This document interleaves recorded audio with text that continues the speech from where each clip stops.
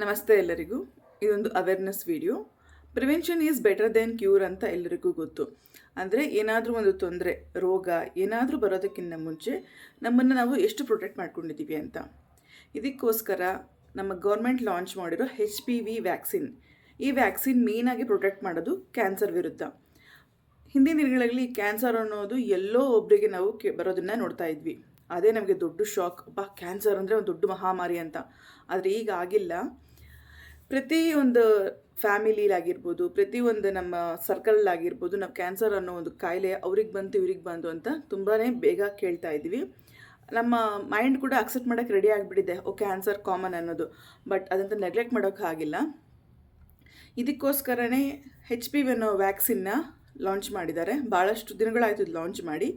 ಏನಪ್ಪ ಅಂದರೆ, ನಿಮ್ಮ ಮನೆಯಲ್ಲಿ 9ರಿಂದ 14 ವರ್ಷ ವಯಸ್ಸಿನ ಹೆಣ್ಮಕ್ಳಿದ್ರೆ ಈ ಒಂದು ವ್ಯಾಕ್ಸಿನ್ನ 2 ಸತಿ ಕೊಡಿಸ್ಬೇಕಾಗತ್ತೆ 6 ಮಂತ್ಸ್ ಗ್ಯಾಪಲ್ಲಿ.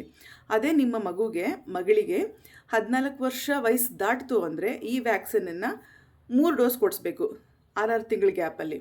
ಚಾಯ್ಸ್ ನಿಮ್ಮದು. ವಯಸ್ಸು 9ರಿಂದ 14 ಆಗಿದ್ದರೆ 6 ತಿಂಗಳ ಗ್ಯಾಪಲ್ಲಿ 2 ಡೋಸ್ ಕೊಡಿಸ್ಬೇಕು. ಅದೇ 14 ವರ್ಷ ದಾಟಿದರೆ ಈ ವ್ಯಾಕ್ಸಿನ್ನ 6 ತಿಂಗಳ ಗ್ಯಾಪಲ್ಲಿ 3 ಡೋಸ್ ಕೊಡಿಸ್ಬೇಕಾಗತ್ತೆ. ಹೆಚ್ಚಿನ ತಲೆ ಕೆಡಿಸ್ಕೊಳ್ಳೋಕೆ ಬೇಕಾಗಿಲ್ಲ. ನಿಮ್ಮ ಒಂದು ಸರ್ಕಲಲ್ಲಿ, ನಿಮ್ಮ ಒಂದು ಏರಿಯಾದಲ್ಲಿ ಯಾವುದೇ ಒಂದು ಗೈನಕಾಲಜಿಸ್ಟ್ ಇದ್ದರೆ, ಹಾಸ್ಪಿಟಲಿದ್ದರೆ ಈ ವ್ಯಾಕ್ಸಿನ್ ಬಗ್ಗೆ ಕೇಳಿ. ಆದಷ್ಟು ಬೇಗ ಗೌರ್ಮೆಂಟ್ ಕೂಡ ಫ್ರೀಯಾಗಿ ಲಾಂಚ್ ಮಾಡುತ್ತೆ ಅಂತ ಕೇಳ್ತಾ ಇದ್ದೀವಿ. ಬಟ್ ಕರ್ನಾಟಕದಲ್ಲಿ ಯಾವಾಗ ಅವೈಲೇಬಲ್ ಇದೆ ಅಂತ ಗೊತ್ತಿಲ್ಲ. ಬಟ್ ಅದನ್ನೇ ವೆಯ್ಟ್ ಮಾಡ್ತಾ ಕೂತ್ರೆ ನಿಮ್ಮ ಮಗಳ ವಯಸ್ಸು ವೆಯ್ಟ್ ಮಾಡೋಕ್ಕಾಗೋದಿಲ್ಲ.